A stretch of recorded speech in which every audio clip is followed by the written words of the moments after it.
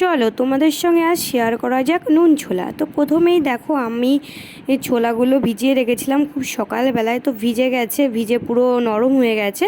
তো এবার আমি উনুনে মানে গ্যাসের পরে কড়াইটা দিয়ে তেল দিয়ে দিয়েছি, আর এইদিকে মা না পেঁয়াজগুলো কেটে দিচ্ছে, কারণ আমি না পেঁয়াজগুলো খুব একটা ভালো কাটতে পারি না, সেই জন্যই মা কেটে দিচ্ছে।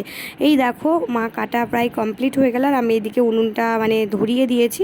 আর সঙ্গে সঙ্গে দিয়ে দেবো এর মধ্যে পেঁয়াজ লঙ্কা দিয়ে হালকা করে ভেজে নেবো। কেন বলো তো, কারণ এগুলো বেশি ভাজলে না আবার নুন ছোলার সাথে ভাজবো, তখন আবার না পেঁয়াজগুলো বেশি পুড়ে যাবে, তখন খেতে ভালো লাগে না, পেঁয়াজগুলো একটু কাঁচা কাঁচা থাকলেই ভালো লাগে। তো তারপরে আমি এর মধ্যে দিয়ে দিলাম ছোলা। এবার এটাকে ভালো করে মিক্সড করে নেড়ে নেব। নেওয়ার পরে আমি এর মধ্যে দিয়ে দেবো হলুদ।